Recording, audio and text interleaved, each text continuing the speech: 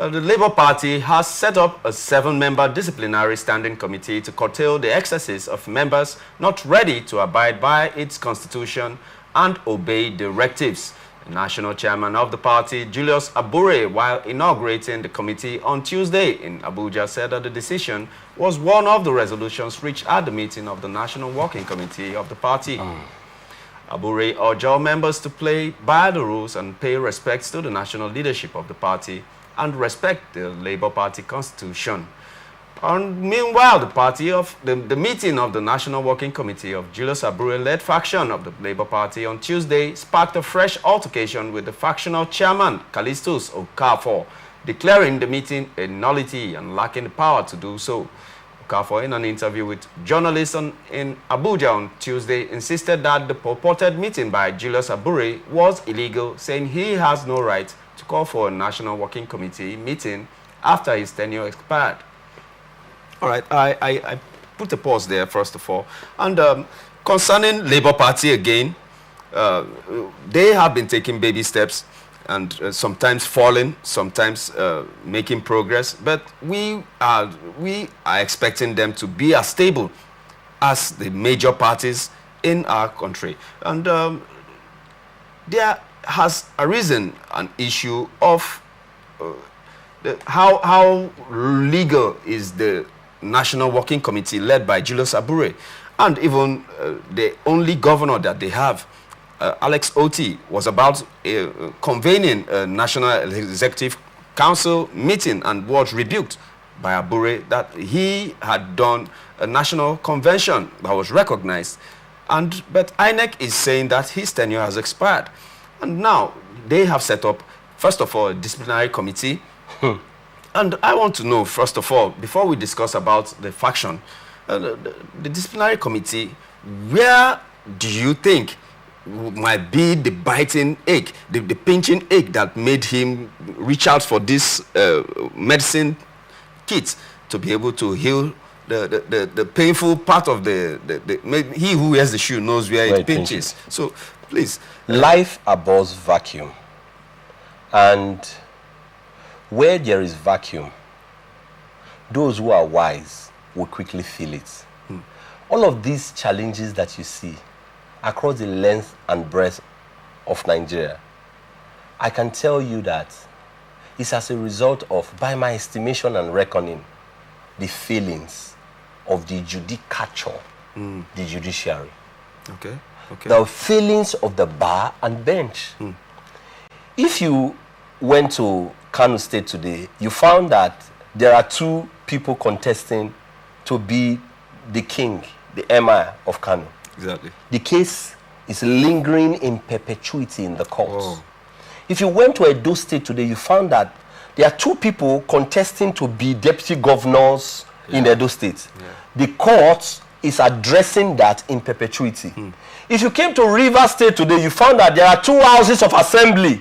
There is one that is saying, "Oh, I'm the right faction." The other is saying, "I'm the right faction." You found that the court again is addressing that in perpetuity. Even in Rivers State, you found a Tony Okocha saying that he's the legal chairman of APC. And you found an Emeka Beke saying, "Oh, the court already gave me the authority and already prohibited Tony Okocha from parading himself." The same court, the same system is failing to address this. So I've said all of this because I should emphasize that until we get it right with the courts, until we get it right with the judiciary, I'm afraid that all of these shenanigans that you see is not about to win. It's not about to go out. You'll find more of it in the body politics of Nigeria as we begin to edge towards election in 2027. The courts must come down. I think that what is before the current Chief Justice of the country, Kekere Ekun, is quite enormous. She must be able to rein in everybody to say, the entire country, the weight of the entire country is on us. Gentlemen and ladies, we must give direction to these politicians. We must rewrite what is right. We must redefine what is right. We must recalibrate what is right for Nigerians. Otherwise, we are fast sliding into the abyss as a people and as a country. We are fast sliding into it. I'm not going to speak to the issues because it's the same thing that you see in Nasarawa State, the same thing that you see in Kano State, the same thing that you see in Benue State, the same thing that you see across the entire country, where you have two people, the press will address one as factional leader, will address the other one as the second factional leader. Even the press is helping to complicate the issue because they are not looking at the judgment from court. Yesterday I was listening to a radio station here in Rivers State where a journalist was saying to someone who came to represent Tony that he's a factional leader. And I was miffed. The court, as we know today, already gave a judgment and said they were prohibiting these people from going on and addressing themselves in any manner or form or fashion to suggest that they are the escorts of APC.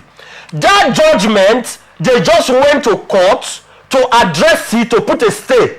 The stay has not come out. They've not got a superior judgment. It therefore means journalists cannot address them as factional leaders. Okay. Journalists must stay to what the court has said. But guess what? Journalists in our state, Rivers State, in our country, they are still helping to perpetuate this aberration. They are still helping to perpetuate this evil in our land by addressing. Bad news is good news?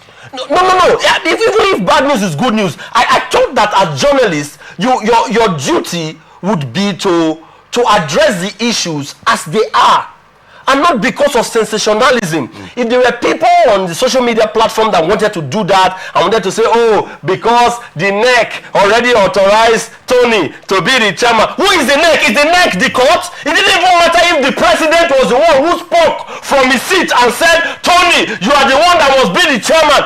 As long as the judgment of the court has not been upturned, why should you as a journalist be addressing him as a chairman? And these are the issues. This is why today we have these plenty aberrations across the divide. The court must therefore come down, come hard on politicians. And I'm afraid that it doesn't look like they're even going to be able to do that. They're going to be able to summon enough courage to be able to address that in any distant future. But if the celestial and the terrestrial we are to get them to do it, Nigeria will start moving. Nigeria will start, getting fixed again. As it were today, until the court is ready to act. Abure will be acting, the other guy will be acting, and you will find this kind of discordant tune, discordant voicing, discordant action in the body politic of Nigeria, as long as the court will not address it properly. Okay, the Callistus led faction is also having a backing and the tacit support from the Nigerian Labour Congress body that has been attached to the affairs of the Labour Party. And are we trying to say at this point now that the Labour Party may not be able to survive what this onslaught is about to unleash on her? Or the Labour Party is just going through one of those teething problems and will come out stronger and better? The Labour Party is the child of the Nigerian Labour Congress. Let that be made known and clear.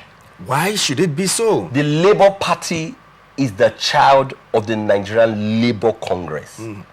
Every Nigerian who doesn't know this is either too politically naive or playing to the gallery. But both of them. Labour Party came as a result of certain decisions that were reached and taken by the Nigerian Labour movement. Go everywhere in the world where you have Labour Party. It's an adjunct to the Labour movement in that country. The Labour Union is the parent body of Labour Party. Take it anywhere you want to take it to. Forget all of these semantics that you hear everywhere. Well, Nigerian Labour Congress is not supposed to be involved in politicking. Who says? What are they supposed to be involved in? I don't understand why they are not supposed to be involved in politicking. Why should a Labour movement not be involved in politicking? Directly or indirectly? I do not understand. What law prevents a labor movement from being involved in politicking? So we should leave politics to these hawks. We should leave politics to these political vultures that you have everywhere. People who do not understand what it means to labor.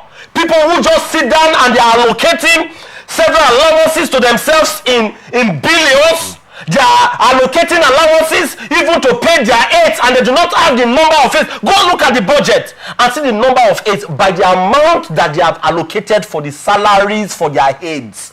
If you calculated that as against the amount that was budgeted, you found that the National Assembly should have nothing less than 20,000 aides. Whoa. Should have nothing less than 20,000 aides. 20,000 aides for who? Now doing what?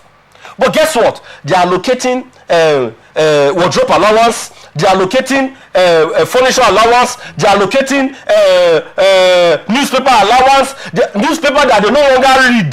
They are allocating all sorts of allowance. You expect the labor, the people who grind every day, who ensure that the Nigerian economy is moving, you expect them to sit at Akimbo or stand at Akimbo and be observing from a distance how these orcs and vampires and vultures that are politicians, how they are going to help to suck Nigeria down and suck Nigeria down. What is the law that prevents the labor? The labor therefore decided to throw their heart into the ring to say, we may not do it directly, but we are going to, like it's done everywhere else in the world, like it's done in Great Britain, we are going to give favor, we are going to give backing, we are going to help prepare this party. And they bested a good party.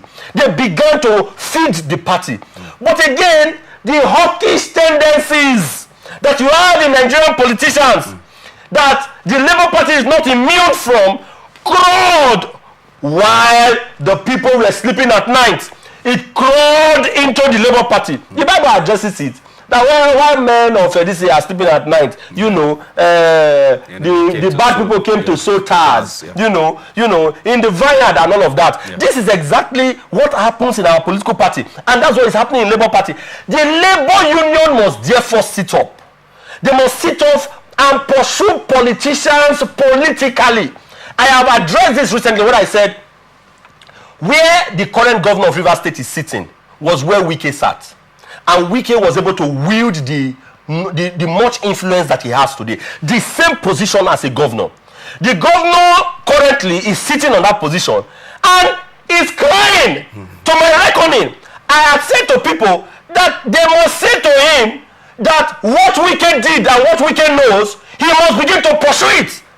Until he is able to pursue the protocols that are open to politicians to do, to have a stronghold, he's going to keep crying. I'm also saying to the NLC, you must do what politicians do. Okay. Until you do what politicians do, the Labour Party is going to be taken away from you people, and Nigeria will go back to the fate of APC and PDP like it used to be. If Joe Ajero happens to come out for president, using the Labour Party as instrumentally, because I think that might be one of the causes of the conflict there, because the Labour Party under Abure has just perpetually given it over to Peter Obi to come for 2027 presidential candidate. Not essentially, even because the Abure faction is not even in sync with Peter Obi, because there were certain things that Peter Obi had said to the Abure faction to do. Okay. There were certain things that Peter Obi had suggested that the Abure faction is not even doing. Peter Obi is supposed to be the political leader of Labour Party today. Yeah. But how many people in the divide, in the two zones or the two factions, how many of them are ready to even listen to Peter Obi? They all come grandstanding. The Abure faction, they all come. If you forgot very quickly, it was the reason this man who was supporting Peter Obi tendered the resignation to say that Peter Obi had advised severally, but Peter Obi is not firm enough to be able to rein them in to say, this is what will happen. Otherwise, I pull the rug off all your feet. I go and meet the man in Abia State and say, come on, let us import. Let us move to a different political party. I take all the sponsorship away from you people. Are you people going to be able to survive? But guess what? Peter Obi is a gentleman who is not ready to play politics the way politics is known to be played in Nigeria. Otherwise, he would have reined in all these people. You see, the same spirit that infected, or the same disease that infected the PDP, that has affected and infected the APC, Yeah. has easily crawled into Labour Party, because this is Nigeria. And if the courts and the political leaders in Labour Party will not do what must be done, the Labour Party is going to share the same fate. So Joe with the Ajaero APC. can go for president if you want. Absolutely. All you will need to do is to resign. Did you not see how a former Labour leader contested to be the governor in Edo State? Exactly. Adams Oshomole rode on unionism to become. Yeah.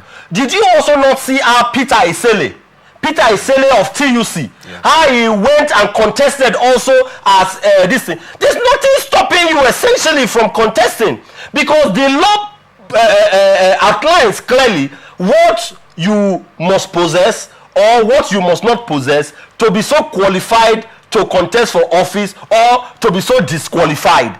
If you had all of the things that qualifies you, you therefore can stand election. And Joe Ajaero is not one that is infirmed. He's not one that cannot think. He's not one that has been imprisoned or has been sentenced, before. It's not all of those things that prevent you from contesting. You can't find them with Joe Ajaero. So nothing prevents him from standing. And I don't understand why journalists keep saying, why should those in Labour be in politics? Why shouldn't they be in politics? Why shouldn't journalists be in politics? Why shouldn't pastors be in politics? Why shouldn't everybody be in politics? If politics essentially is about getting to office to change the fate of the people, why shouldn't everybody be in office? Good one. All right.